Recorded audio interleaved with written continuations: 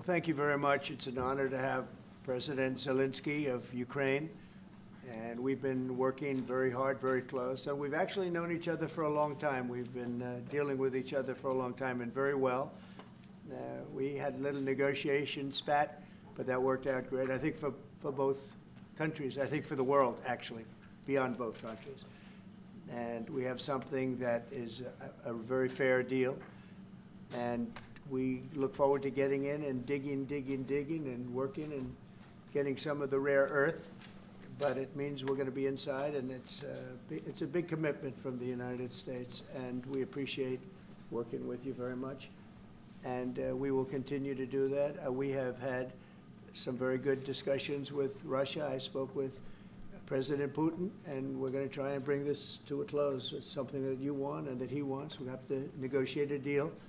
But we've started the confines of a deal, and I think something can happen.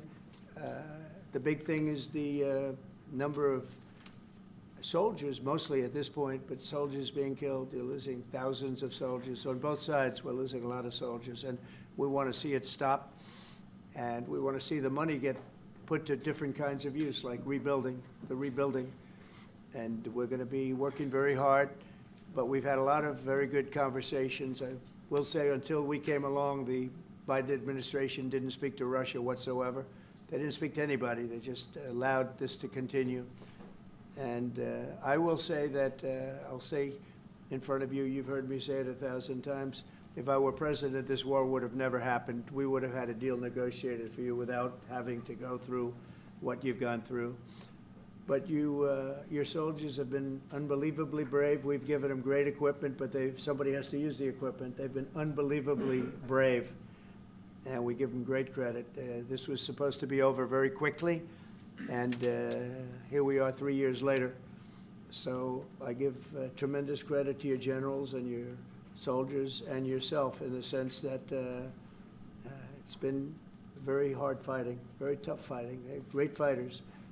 And you have to be very proud of them from that standpoint. But now we want to get it over with.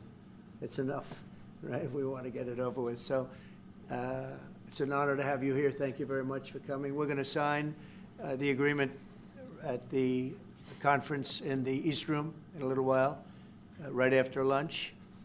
And we'll be having lunch together. We're also discussing some other things. And we appreciate everybody being here. It's somewhat of an exciting moment, but the really exciting moment is when they stop the shooting and we end up with a deal. And I think we're fairly close to getting that, and an honor to have you. And please, I'd like to say something. Yeah, thank you so much, Mr. President. Thank you for invitation. And really, I hope that this first document, will be first step to real security guarantees for Ukraine, our people, our children. I really count on it. And of course, we count that America will not stop support. Really, for us, it's very important to support and to continue it. I want to discuss it with details further during our conversation, and of course, the infrastructure or security guarantees. Because for today, I understand what Europe is ready to do, and of course, I want to discuss with you what United States will be ready to do. And I really count on your strong position to stop Putin.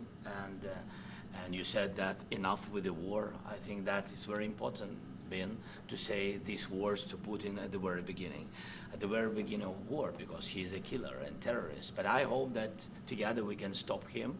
But for us, it's very important to, to save our country, our values, our freedom and democracy, and of course, no compromises with the killer about our territories. But it will be later.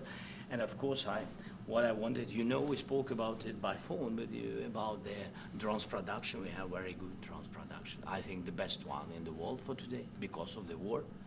Yes, and of course, we need very much the air defense. You have the best air defense in the world, and really you helped us under attacks of Russians. And I want to speak how we can exchange the licenses. We're open to share the licenses of all our drones with you, of course, with the United States. And we need licenses for quick production of air defense. Even after the war, we need our nation to be calm, that we are secured. So that's why we need this air shield. And of course, about this I want to speak about the contingents. I think that France and UK already spoke to you, and we know that Europe is ready, but without the United States, they will not be ready to be as strong as we need. And the last point, last not least, about exchange, about our people and children. And you know that these crazy Russians, that they stolen 20,000 of children, Ukrainian children. They changed their names, they changed their families, relatives, and now they're in Russia. We want to bring them back, and really, it's a big dream, task, and goal for me, and our warriors. By the way, Mr. President, we exchanged, released more than 4,000 warriors from Russian prison, but there are thousands more in the prison. I wanted to share with you some images, how it's, just, can I now? Yeah, please, Have I, please. Some minute, 1 minute. Just you to understand in what circumstances, in what situation they are, and what the attitude of Russia to our prisoners. That guys, just you before and after. And you see before and after, just you to understand. Now thousands of such guys, ladies and men, there, and that, so they don't eat, they beat them, and they, so they do a lot of, bad things. So out of, even during the war, there are rules. Everybody knows there are rules during the war. So these guys, they don't have any rules. You see that 50, 60 kilograms left, and a lot of such things. And I didn't want to show you what the changes with images of children, because I will just share with you. I mean, it's looking tragic. Yep, that's tough stuff. Yeah, I wanted very much to give you, and you see it. Yeah. This is pastor, by the way. They stolen pastors because it's not Russian church. They stolen pastors and moved pastors to the prison. At the end of last year, we brought 3 pastors, and we could exchange them. This is pastor, you see. Yeah, that's tough. Yeah. So I mean, this I wanted to show you, and this. So thank you very much. We want to get that ended, right? Yeah. Of course, we And will. I think we will. And We have to, of course. do you have any questions, please? When you continue to ask you about the president, Go ahead, please. thank you, Mr. President. With the, how much money is the U.S. going to put into the fund that is being created today, and how does this provide long-term security for Ukraine? Well, we don't know exactly how much, because we're going to be putting some money in a fund that we're going to get from the raw earth that we're going to be taking and sharing in terms of revenue. So it's going to be a lot of money will be made from the sale and from the use of raw earth. And as you know, our country doesn't have much raw earth. We have a lot of oil and gas, but we don't have a lot of the raw earth. And what we do have is protected by the environmentalists, but that can be unprotected, but still it's not very much. They have among the best in the world in terms of raw earth. So we're going to be using that, using it for all of the things we do, including AI and including weapons and the military, and it's really going to very much satisfy our needs. So it's something that just worked out really well. We have a lot of oil and we have a lot of gas, but we don't have raw earth. So this has just about every component of the raw earth that we need for computers, for all of the things we do. This puts us in great shape. And the long-term security for Ukraine, how does this provide? I think they're going to have great luck. I think once we make the agreement, that's going to be 95% of it. They're not going to go back to fighting. I've spoken with President Putin, and I feel very strong. I've known him for a long time, and I feel very strongly that they're very serious about it, and we'll make a deal. And when the deal is made, I don't think, we talk about security. Everyone's talking about the other day, all they talked about was security. I said, let me make the deal first. I have to make the deal first. I don't worry about security right now. We have to have a deal, because right now, last week, 2,000 soldiers died on both sides. 2,000, and they're losing 1,000, 2,000, 3,000 a week. So as we sit here and we talk, people are getting shot and dying on the battlefield. And, you know, they're not American soldiers, but they're Russian soldiers and they're Ukrainian soldiers, and we want to be able to stop it. And we want to be able also to spend money on other things. We don't want to, this is a tremendous amount of money. And what the Biden administration did was terrible. They were giving money, but he had no security on the money. Europe, as you know, gave much less money, but they had security. It was in the form of a loan.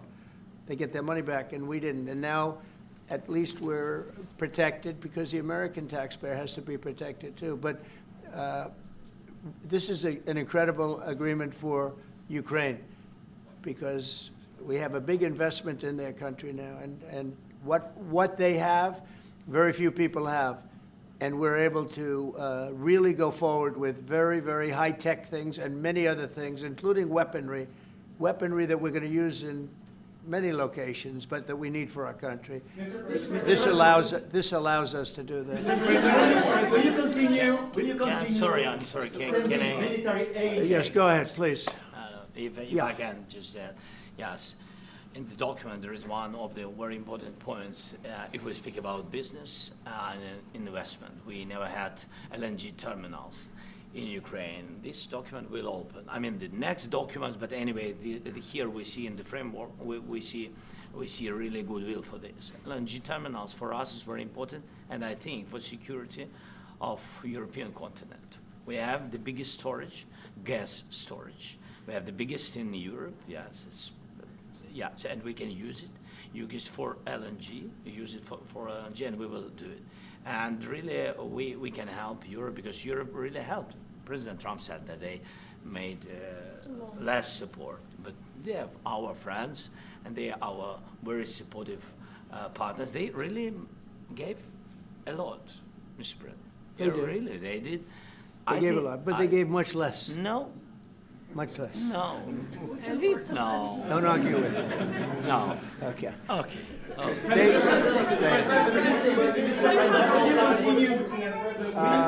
Yeah, please. Mr. President Trump, you have repeatedly called the deal with Ukraine as a historical one. And as a president of the United States, you make historical decisions in other issues which affect America and other world. So what place in the world history do you want to take? And do you associate yourself with any famous historical figures? Yeah, I'd say George Washington, Abraham Lincoln. I would say I'm far superior to George Washington and Abraham Lincoln. Now, you know I'm only kidding, right? Because when I say that, the fake news is going to go wild. They're going to say he considers himself to be better than Washington. But you never know. You never know. I don't compare myself to anybody. I'm here to do a job. We've had a great 35 days or whatever it might be, a month, a little more than a month. We've accomplished tremendous amounts. Not only this would be a very great achievement if we could get the war stopped and get them back to normalization. I think that's going to happen. We've had very good talks on both sides, as you know. But I think we've done a very good job, just generally. If you look at all of the things we've done in 30 days, they're saying there's never been a opening for a president. The first month, there's never been a first month like we've had. And this is one of the very important things. This, to me, is one of the most important things because we have tremendous death taking place as we speak, and I don't want to have that. You know, think of the parents, whether they're in Russia or Ukraine, think of the parents of all these people being killed needlessly. They came to our territory. Should have never started. This would have, if I were president, this would have never started. Mr. President, will you continue sending military aid to Ukraine after the U.S. signs this agreement with Ukraine? Yeah, we're And going to the be question continuing. To President Zelensky, do you feel like the U.S. is on your side, that President Trump is on your side at this moment? What do you think? He wants to know, do you think that, sort of a stupid question, because I guess we wouldn't be here if I wasn't. You know? But I think that the United States on our side from the very beginning of occupation, and I think that President Trump on our side, and of course, I'm sure that the United States President will not stop support. This is crucial for us. It's important for us. Yes. And Putin, the president speaks about the people and the soldiers which are dying, but they came to our territory, they came to our land. They began this war, and they have to stop. And I think this is the question, with really the most important question. Can President Trump, I hope yes, with some other allies, to stop Putin, withdraw these enemies, our enemy, withdraw these troops from our land? And I think that you asked about the history, I think that if President, or when, he will stop Putin, if President Trump will bring peace to our country, I think he will be on this wall. We've had very, very good talks. Mr. President, what about military aid to Ukraine?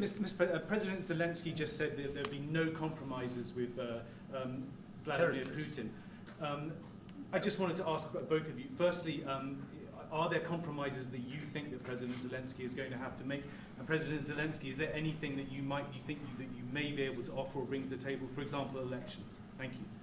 I think you're going to have to always make compromises. You can't do any deals without compromises. So certainly he's going to have to make some compromises, but hopefully they won't be as big as some people think you're going to have to make. That's all. It's all we can do. I'm here as an arbitrator, as a mediator to a certain extent between two parties that have been very hostile, to put it mildly. They've been very hostile. There's been a vicious war.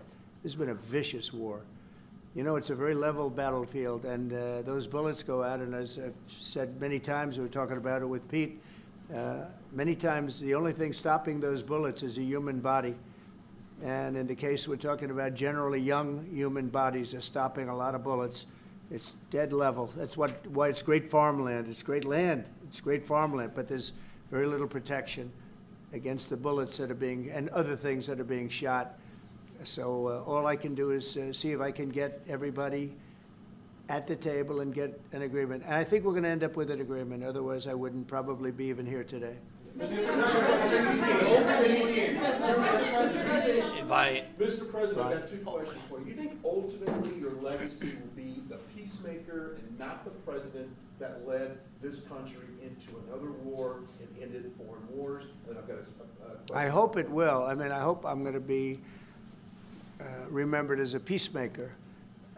This would be a great thing if we could do this. I'm doing this to save lives more than anything else. Second is to save a lot of money, but I consider that to be far less important. So I hope I'm going to, thank you, Brian, for that question. It was a nice question. I hope I'll be known and recognized as a peacemaker. This would be a great thing to solve. This is a very dangerous situation. You know, this could lead to a third world war. This was headed in the wrong direction. If this election were lost, if we didn't win this election, and by the way, we won it by a lot. That was a mandate. We won every swing state. We won the popular vote by millions and millions of votes. We won everything. The districts, you look at the areas of red, take a look at a map. This was a big mandate, and this was one of the things. I said, we're going to get this thing settled. If we didn't win, I think this could have very well ended up in a third world war, and that would not have been a good situation. What was your second question? My second question for President Zelensky. No. Why don't you wear a suit? Why? Why don't Sorry? you wear a suit? You're the highest level in this country's office, and you refuse to wear a suit. Just want to see, do you own a suit? You have problems. A lot of Americans have problems with you not Really? respecting I don't have the such. office. I will wear a costume after this war will finish. Okay. Yes, maybe one. Maybe something like this. like yours. Yes. That'd be great. Maybe something better. I don't know. We will see. Maybe something cheaper than. Yeah. Thank you. Thank you. Thank you. Thank you, President Trump. You said yesterday. President, are you going to send more arms to Ukraine in case there's no peace? Yeah, we're going to have arms to Ukraine, yeah, sure. Hopefully I won't have to send very much, because hopefully we're going to have it finished. We're looking forward to finishing this quickly. We're not looking forward to sending a lot of arms. We're looking forward to getting the war finished so we can do other things. But we very much appreciate the agreement, because we needed what they had, and we're treating, you know, our country is now treated fairly. Biden didn't do that. He didn't know what the hell he was doing. This should have never happened. This should have never started. But, you know, sure, the answer is yes, but hopefully we won't have to send much, because I'm looking forward to getting it done quickly, very quickly. Does that mean you'll provide security guarantees, Mr. President? I don't want to talk about security yet, because I want to get the deal done. You know, you fall into the same trap like everybody else. 1,000,000 times you said over and over, I want to get the deal done. Security is so easy. That's about 2% of the problem. I'm not worried about security. I'm worried about getting the deal done. The security is the easy part. Security is very nice. Everybody stopped shooting. And now will Europe put people there? I know France is going to. I know the UK is going to. I know other countries are going to, and they happen to be right next door. We haven't committed, but we could conceivably. You know, we have security in a different form. We'll have workers there digging, taking the raw earth so that we can create a lot of great product in this country. So in that sense, you have something, but we haven't determined that yet. I will say, in speaking to France and in speaking to, and they were here, as you know, last week and just the other day, they have committed to a lot of security. I don't think you're going to need much security. I think once this deal gets done, it's over. Russia's not going to want to go back, and nobody's going to want to go back. When this deal ends, I really believe this deal is going to be over. Question? Yeah, please, go ahead. Thank you. Go ahead, please. Thank you so Yeah. much. Mr. President, thank you. Thank you. Yeah. Macron and Keir Starmer at the White House this past week, both of whom praised your courage and conviction to lead the pathway towards peace. Yes. Part of that involved, though, re-engaging with Russia in diplomatic relations, something that previous leaders lacked the conviction to do so. What gave you the moral courage and conviction to step forward and lead that? Well, I love this guy. Who are you with? One American News, sir. Well, that's why I like him. One American News does a great job. I like the question. I think it's a very good question. It's a pathway to peace. It's a pathway to getting something solved. And I feel that as the head of this country, I have an obligation to do that. Plus, you know, we're very much involved. We got involved. It's too bad we got involved, because there should have been no involvement, because there should have been no war. And there shouldn't have been October 7th. That would have never happened. As you know, Iran was broke. They had no money to give to Hezbollah. They had no money to give to Hamas. They were stone cold broke. And then under Biden, they became rich as hell. They went from no money to $300 billion in a period of 4 years. And they gave a lot of that money away, and you see what happened. And that's a real mess also that we hope to be able to solve. But no, I appreciate your question very much. It's just, I feel I have an obligation to try and do something to stop the death. If I can answer, yes, if I can answer, Please, sorry, go ahead. please. And I do like your clothing, by the way. Yeah, really? Even though I think he's a Yeah, great guy, yeah, by the way. yeah. But I don't know if you two like each other, but you know what? I think No, he's no, dressed. I think he's why? dressed I like beautifully. this guy. I don't know I think him. he's dressed beautifully. So I have more serious things than answer on such Yes, questions. sure, that's a I will good- answer on more serious That's a good questions if statement. I can. Yes. Yeah. So please, about security guarantees and about just ceasefire. We can't just speak about ceasefire and speak and speak. It will not work. Just ceasefire will never work, because I'm like a president. I have this experience, and not only me. Ukraine before my presidency, from the 2014, Putin broken 25 times. 25 times he broken his own signature. 25 times he broken ceasefire. But he never broke to me. He never broke to me. No, you were the president. He You never were the broke- president he during. never broke to me. In 2016, you've been the president, Mr. President. You've been the president, but he had, of course, not with you, but he had during those period. He had conversations with our side, and we had Normandy format. You know, the France, Germany, Ukraine, and Russia, and he broken 25 times. That's why we will never accept just ceasefire. It will not work without security guarantees. Security guarantees, maybe President is right about this document and other, but this document is not enough. Strong army is enough, because his soldiers afraid, Putin's soldiers afraid of our soldiers when we're strong enough. If we are not strong enough, if we are empty, if our storage is empty, we can't defend our land. Today, you know, he knows that we have, all the world knows that we have meeting, yes? Why he's using ballistic? Putin today using ballistic on our hospitals, schools, and etc. Ballistic. So he knows that we are here and that President Trump is really have goodwill to stop this war. And you hear now the president. So why he's using? So he doesn't want to stop. He doesn't want. But I hope that we will do it. Really, we'll do it. Security. When we speak about security guarantees, when the Europeans are ready for contingents, they need USA backstop. If there will not be United States, we will not never have any contingents, strong contingents from the Europeans, because they don't want to divide alliance connection between the United States as the main and strongest ally and Europeans. And this is crucial. This is important. That's what we want to speak about very much. This is very important. And air defense. So air defense, really, we have big deficit with all these systems, and we need to provide this. We need it very much. Otherwise, Putin will never stop and will go further and further. He doesn't want. He hates us, you know? It's not about me. He hates Ukrainians. He thinks that we are not a nation.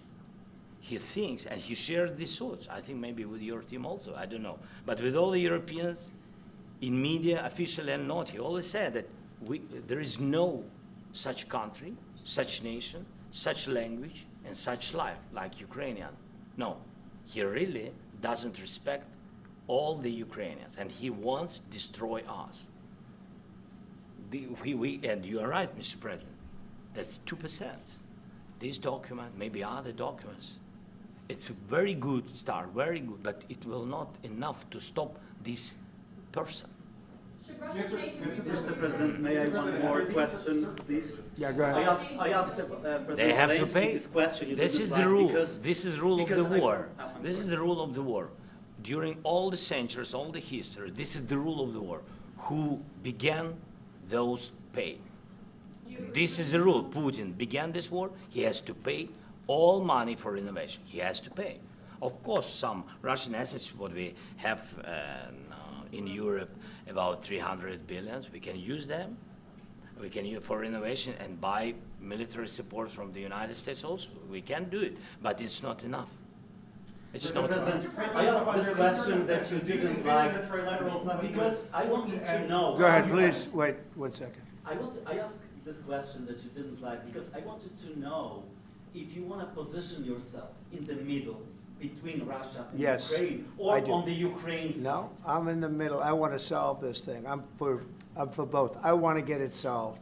And it's wonderful to speak badly about somebody else, but I want to get it solved. If we can solve it, great. If we can't solve it, they're going to have to fight it out, and who knows what's going to happen.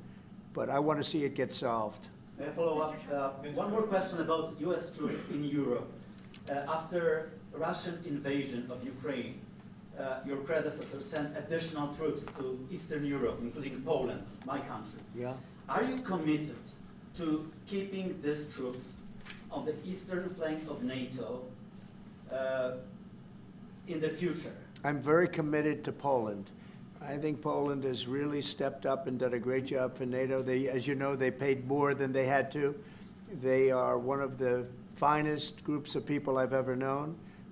I'm very committed to Poland. What about Baltics? Poland's in a tough neighborhood, you know. What about the Baltics? The Baltics, they got a lot of, it's a tough neighborhood too, but we're committed. We're going to be very committed, and we're committed to NATO. But NATO has to step up, and the Europeans have to step up more than they have. And I want to see them equalize, because they are in for far less than we're in, and they should be at least equal. You understand that? Why is the United States, we have an ocean in between, why is the United States in for so much more money and other things as Europe? With that being said, and as you said, they've also been obviously very helpful, but we have put in far more than they have, and I think they should equalize. Mr. President, Yeah, please, go ahead. I ask you about the agreement again today. What changed between the first time that Secretary Bessent gave President Zelensky the agreement and today for the signing? We made a deal. So What was the I'm difference? just, Was there a deciding factor, or was I'm a business person. We made a deal. That's what changed. General- I didn't think we were going to make a deal, and we ended up making the deal, so that changed. You know? Mr. President, when and how do you envision a trilateral summit with President Zelensky and Putin? I don't know, but it's, well, they don't like each other, I can tell you that, okay? They do not like each other. This is not a love match, and it's unfortunate. That's why you're in this situation. The United States should not have allowed this to happen, okay? The United States, run by a man that didn't know much, I'm going to be very nice, run by an incompetent person, very incompetent person, should never have allowed this to happen. I've stopped wars. I've stopped many wars. My people will tell you, I stopped wars that nobody ever heard about. I stopped wars before they ever started.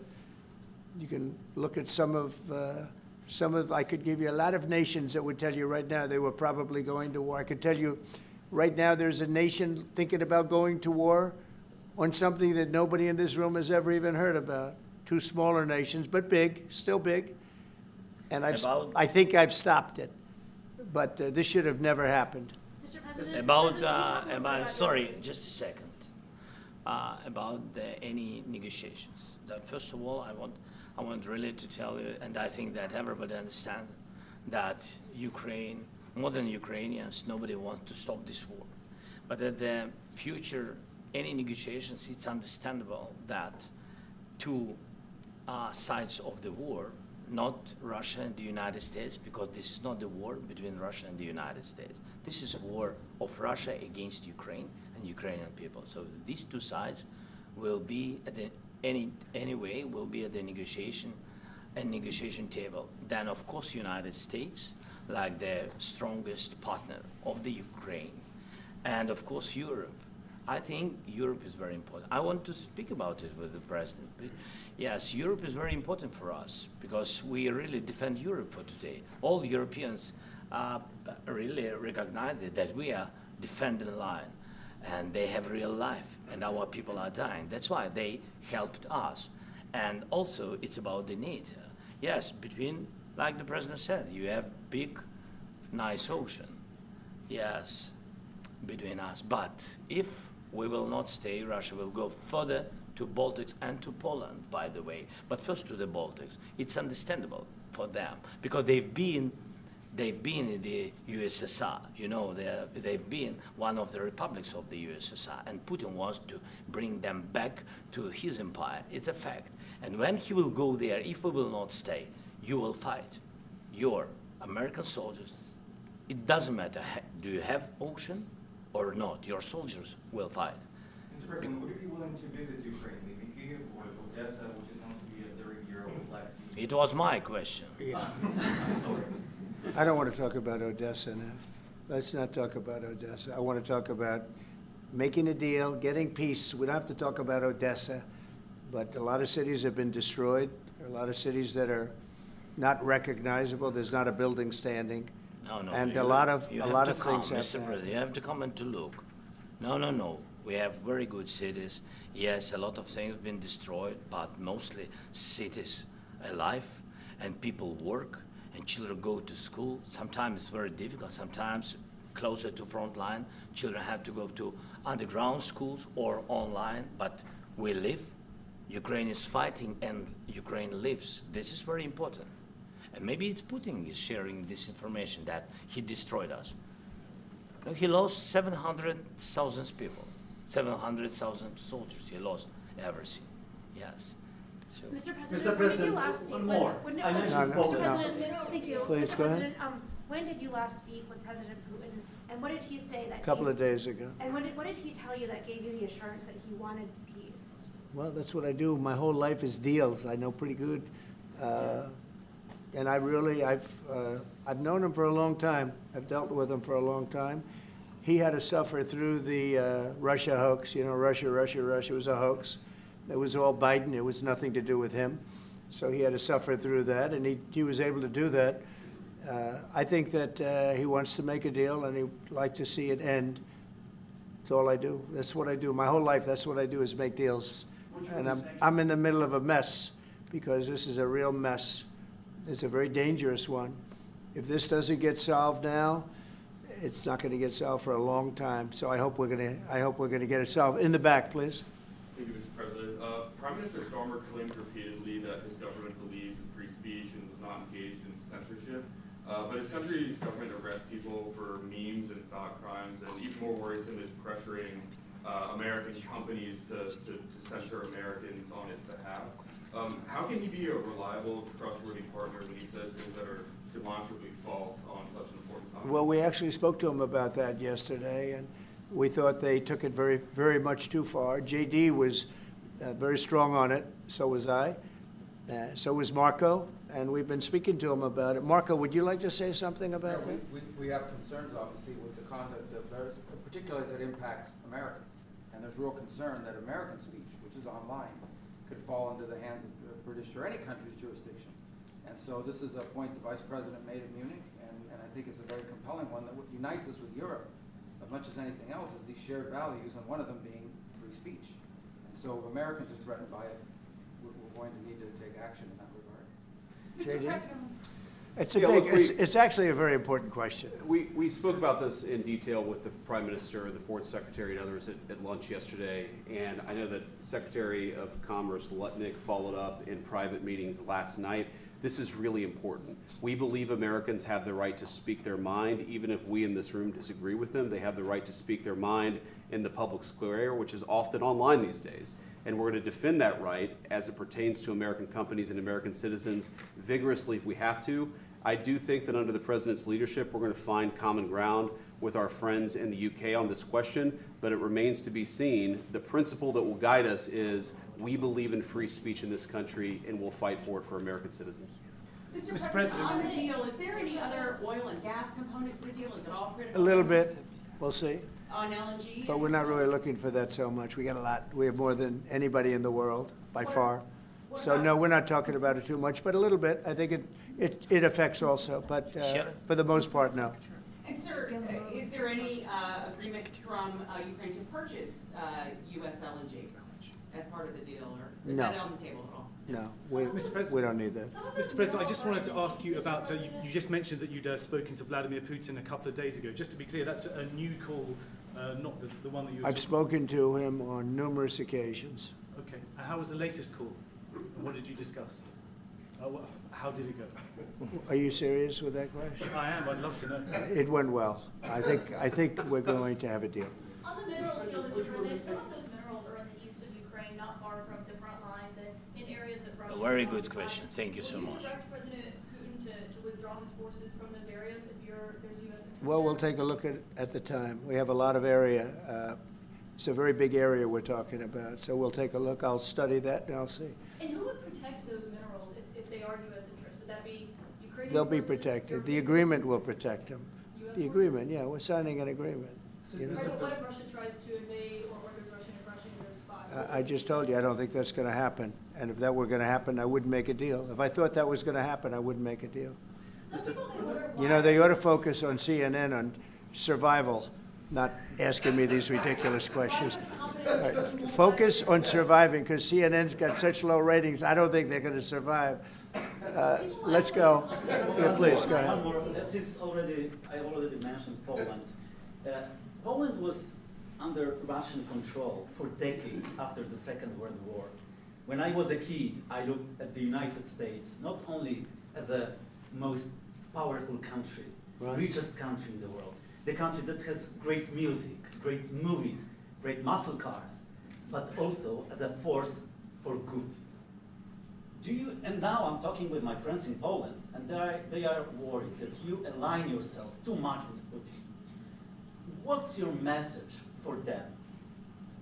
Well, if I didn't align myself with both of them, you'd never have a deal.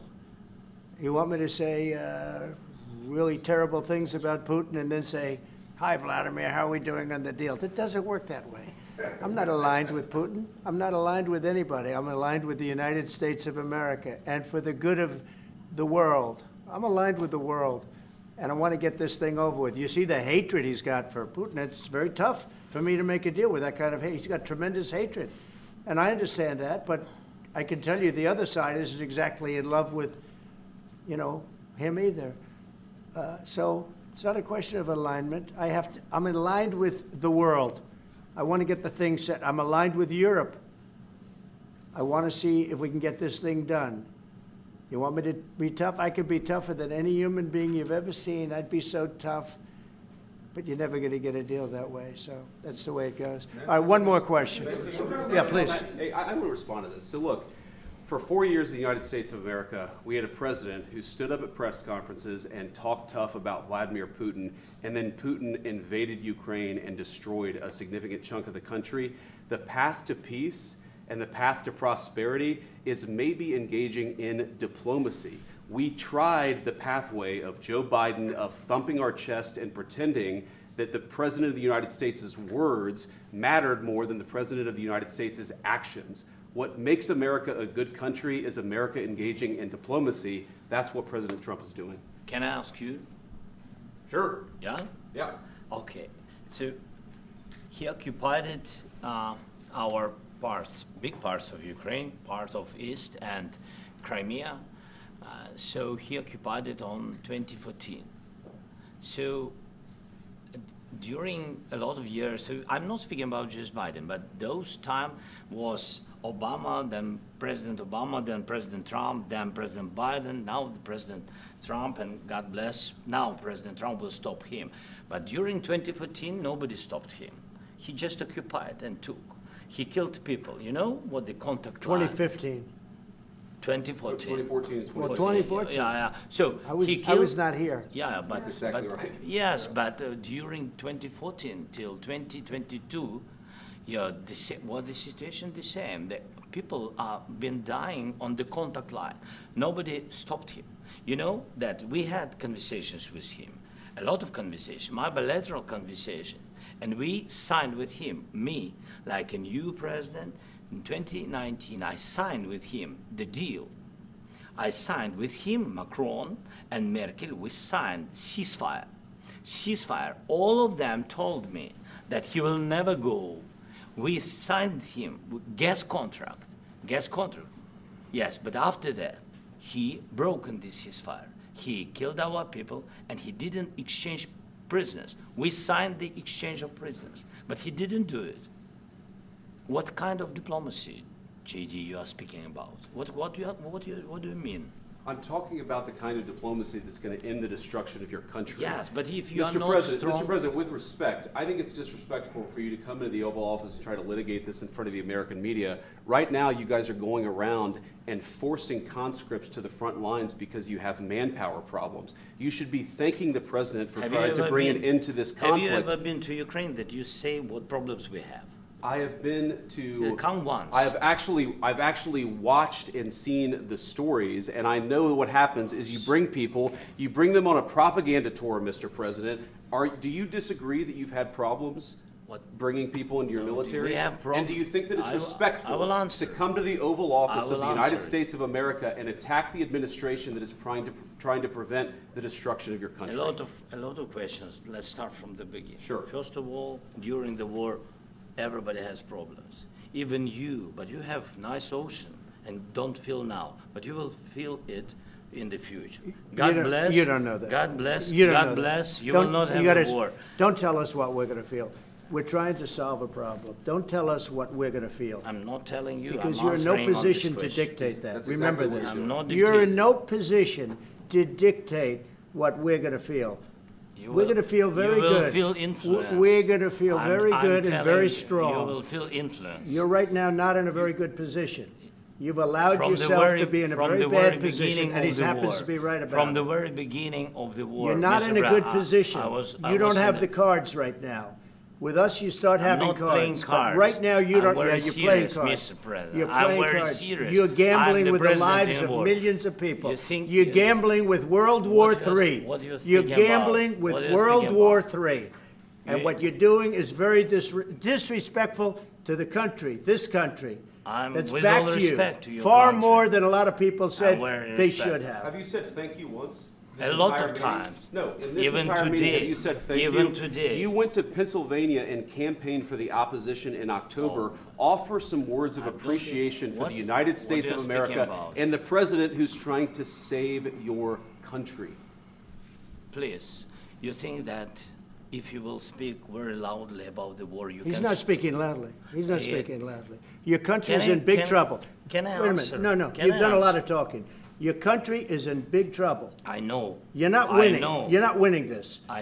you have a damn We- good chance of we are coming out staying, okay because of us. Mr. President, we are staying in our country, staying strong from the very beginning of the war. We've been alone, and we are thankful. I said thanks You haven't in been this alone. cabinet, You and haven't not been only alone. in this cabinet. We gave you, through I this said thank stupid you. president, $350 billion. You We voted gave for you your military president. equipment, You and you voted men for are your brave, president. but they had to use our military. What about if, West if speaking? you didn't You have our invited military me- equipment, you invited if me you to didn't speak. have our military equipment, this war would have been over in 2 weeks. In 3 okay? days, I heard it from Putin. In 3 days, this is something Maybe new. less. In 2 weeks, of course, yes. It's going to be a very hard thing to do business like this, I tell you. Just say thank you. I Accept- said a lot of accept times that thank there- you accept to that- American people. Accept that there are disagreements, and let's go litigate those disagreements rather than trying to fight it out in the American media when you're wrong. We know that you're wrong. But you see, I think it's good for the American people to see what's going on over here. I think it's very important. That's why I kept this going so long. You have to be thankful. You don't have the I'm cards. thankful. You're buried there. Your people are dying. tell you You're again, running I low know. on soldiers. Don't- Listen, don't, please, you're running Mr. low on President. soldiers. It would be a damn good thing. Mr. And then President. then you tell us, I don't want a ceasefire. I don't want a ceasefire. I want to go and I want this. Look, if you could get a ceasefire right now, I tell you, you take it so the bullets stop flying and your men stop getting killed. Of course, we want to stop the war. But But you're I saying said, you don't want a ceasefire. But I said to you, I want a ceasefire. with guarantees. Because you'll get a ceasefire faster than an agreement. Ask our people about ceasefire, what they think. That wasn't it doesn't with matter me. for you what. That what wasn't this with me. nation- it That was wasn't with you. a guy named Biden, who was not a smart person. But this That is was your, with, this that was is with your Obama. president. It was your president. Excuse me. That was with Obama, who gave you sheets, and I gave you javelins. Yes. I gave you the javelins to take out all those tanks. Obama gave you sheets. In fact, the statement is Obama gave sheets and Trump gave javelins. You got to be more thankful, because let me tell you, you don't have the cards. With us, you have the cards. But without us, you don't have any cards. One more question to Mr. Vice President. I'm sorry. Going to be a tough deal to make, because the attitudes have to change. What if Russia breaks ceasefire? What if Russia breaks peace talks? What do you do then? I understand that it's a heated conversation right now. What are you but saying? what if She's asking, what if Russia Putin breaks the ceasefire? What if anything? What if a bomb drops on your head right now? But they have Okay? broken What if they ceasefire. broke it? I don't know. They broke it with Biden because Biden, they didn't respect him. They didn't respect Obama. They respect me. Let me tell you, Putin went through a hell of a lot with me. He went through a phony witch hunt where they used him and Russia. You ever hear of that deal? That was a phony Hunter Biden, Joe Biden scam. Hillary Clinton, Shifty Adam Schiff. It was a Democrat scam. And he had to go through that. And he did go through it. We didn't end up in a war. And he went through it. He was accused of all that stuff. He had nothing to do with it. It came out of Hunter Biden's bathroom. It came out of Hunter Biden's bedroom. It was disgusting. And then they said, oh, the laptop from hell was made by Russia, the 51 agents. The whole thing was a scam. And he had to put up with that. He was being accused of all that stuff. All I can say is this. He might have broken deals with Obama and Bush, and he might have broken them with Biden. He did, maybe. Maybe he didn't. I don't know what happened. But he didn't break them with me. He wants to make a deal. I don't know if you can make a deal. The problem is I've empowered you to be a tough guy. And I don't think you'd be a tough guy without the United States. And your people are very brave. But you're either going to make a deal or we're out. And if we're out, you'll fight it out. I don't think it's going to be pretty, but you'll fight it out. But you don't have the cards. But once we sign that deal, you're in a much better position. But you're not acting at all thankful. And that's not a nice thing. I'll be honest, that's not a nice thing.